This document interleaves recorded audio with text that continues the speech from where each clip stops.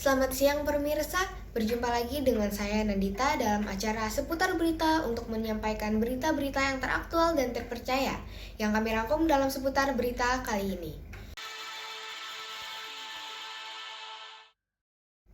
Berita kali ini pemerintah target vaksinasi mandiri dimulai April.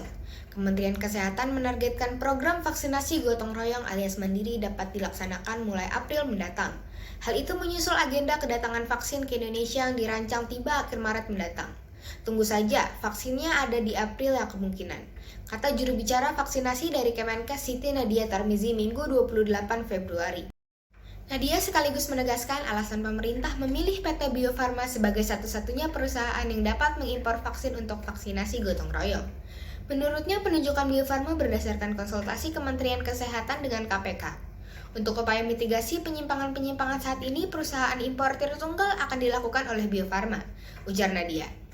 Di umum terpisah, Ketua Kadin Indonesia Rosan Rosalni berharap vaksinasi mandiri dapat dimulai akhir Maret.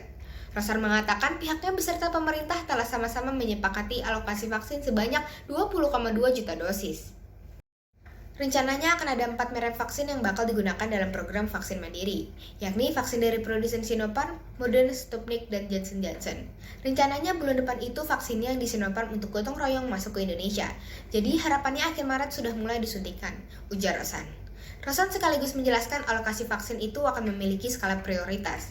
Prioritas yang pertama adalah perusahaan atau badan usaha yang berlokasi di zona merah atau wilayah risiko tinggi penularan COVID-19. Kemudian yang kedua diprioritaskan untuk industri padat karya.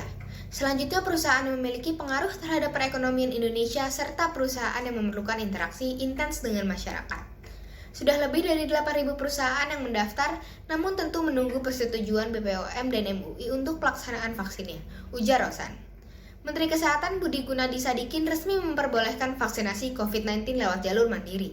Hal itu dituangkan dalam Peraturan Menteri Kesehatan Nomor 10 Tahun 2021 yang terbit Rabu 24 Februari. Sesuai Permenkes tersebut, perusahaan harus mendata pegawai yang akan menerima vaksin COVID-19 lalu memberikannya ke Kemenkes. Lalu biaya vaksin mandiri sepenuhnya ditanggung oleh perusahaan.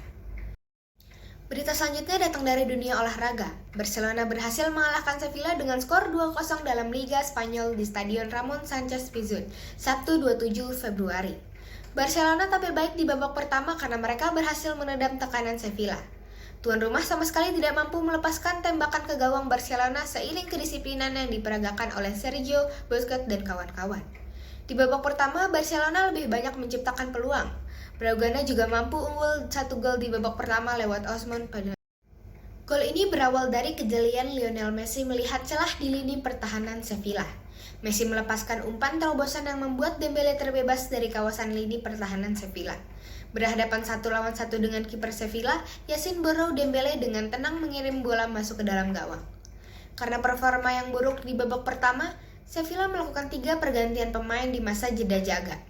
Joseph Enesil dan Suso dimasukkan untuk penambahan daya gedor, sedangkan Karim Rekik diturunkan menggantikan Diego Carlos yang sudah terkena kartu kuning. Pergantian itu mulai berimbas dengan keberhasilan Sevilla mencatat peluang dan tembakan tepat sasaran. Namun Barcelona juga tak tinggal diam bertahan, mereka secara beruntun mendapat peluang emas di menit ke-60. Setelah tembakan Sergio Des membentur tiang, tak berapa lama kemudian giliran tembakan Messi yang melambung tinggi di atas gawang pada menit ke-80. En-Nesyri berhasil membobol gawang Barcelona, namun tersebut tidak disahkan karena En-Nesyri lebih dulu melakukan handball daripada mencetak gol. Pada menit ke-85, Messi akhirnya menggandakan keunggulan Barcelona menjadi 2-0. Messi berhasil menerobos pertahanan Sevilla dan berhadapan 1 lawan 1 dengan Bono. Upaya tendangan cungkil Messi berhasil dibendung Bono, namun bola liar yang kembali mengarah ke Messi tidak disia-siakan oleh Messi untuk mencetak gol. Berita tadi sekaligus menutup acara seputar berita siang ini. Saya Nandita dan segenap kru yang bertugas undur diri. Terima kasih dan sampai jumpa.